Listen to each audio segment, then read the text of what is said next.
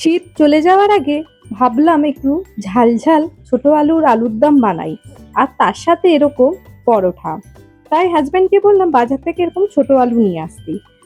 আর ঘরে ধনেপাতা কড়াইশুঁটি তো ছিলই, দিয়ে বানিয়ে ফেললাম। আর এই রেসিপিটা ভাবলাম তোমাদের সাথেও শেয়ার করি। তাই প্রথমে আলুটাকে কুকারে সিটি দিলাম। একটা সিটি পড়ার আগেই তুলে নিলাম। অনেক সময় কি হয়, সিটি দিয়ে দিলে আলুটা একটু নরম হয়ে যায়। আমি কিন্তু একটু শক্ত অবস্থায় রেখেছি। এবার আলুটা যখন সিটি দিয়েছিলাম, তখন আমি পরিমাণ মতন জল দিয়ে তাতে একটু নুন দিয়েছিলাম, যাতে আলুর ভেতরে নুনটা ঢুকে থাকে।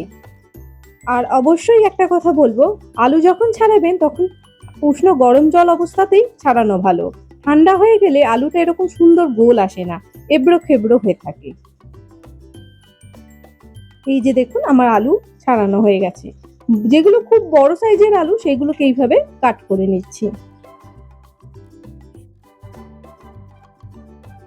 এবার কড়াইতে আমি সর্ষের তেল দিয়ে দেব। পুরো রান্নাটাই সর্ষের তেলেই করব। তেল গরম হয়ে আসলে চারপাশে এইভাবে লাগিয়ে নিতে হবে, যাতে আলুটা দেওয়ার সময় বা ভাজার সময় কড়ার চারপাশে লেগে না থাকে। আর আলু ভাজার সময় আমি অল্প একটু হলুদ দিয়ে দিলাম। নুনটা তো আগেই দেওয়া ছিল। দিয়ে আলুটা এরকম লাল লাল করে ভেজে নেব, নিয়ে তারপরে তুলে নেব।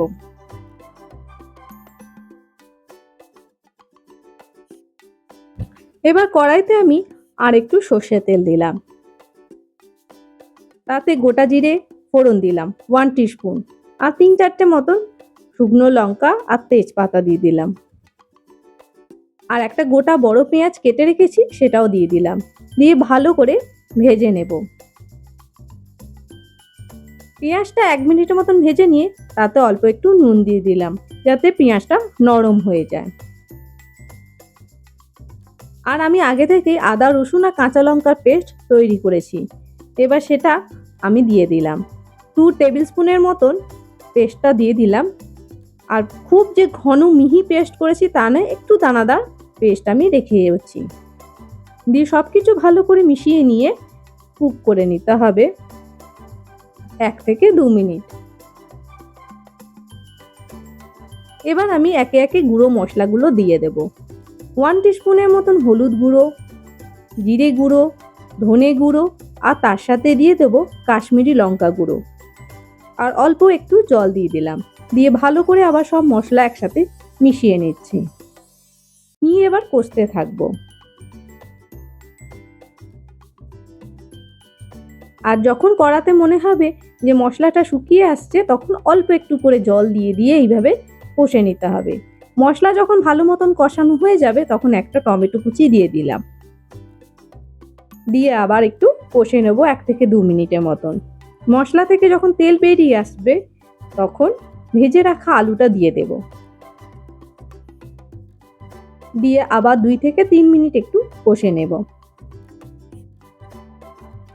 যত কষানো যাবে তত আলুর দম কিন্তু টেস্ট বাড়বে। এই যে এইভাবে আমি কষে নিচ্ছি। এবার পরিমাণ মতন নুন দিয়ে দিলাম। নুনটা আপনারা নিজেদের স্বাদ মতন দিয়ে দেবেন।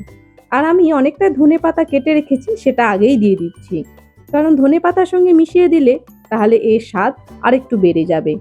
অবশ্য লাস্টে দিলেও হয়, কিন্তু আমি এটা প্রথমেই দিয়ে দিলাম।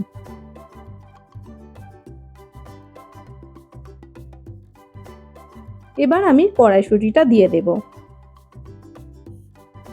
অনেকটা পরিমাণে কড়াইশুঁটি দিয়ে ভালো করে মিশিয়ে নিয়ে অল্প একটু জল দিয়ে দিলাম, যাতে আলুর ভেতরে মশলাগুলো সব ঢুকে থাকবে এবং ভালো মতন সেদ্ধ হয়ে যাবে।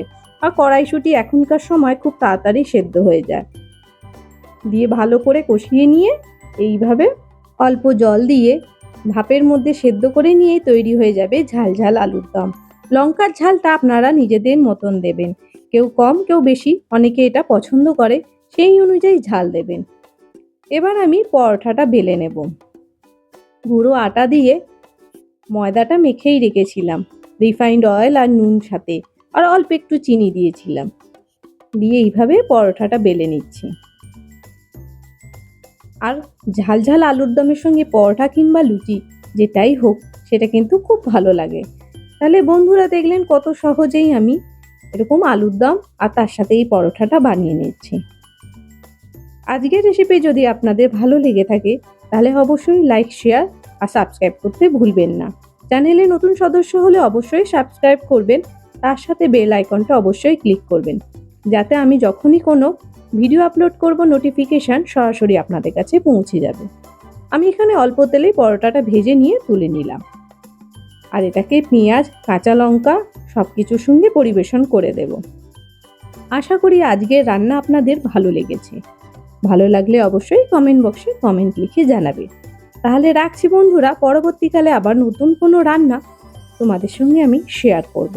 ততক্ষণের জন্য বিদায় নিচ্ছি। ভালো থাকো, সুস্থ থাকো, আর আমার চ্যানেলটাকে দেখতে ভুলো না, আর সকলের সঙ্গে শেয়ার করো। ধন্যবাদ দেখার জন্য।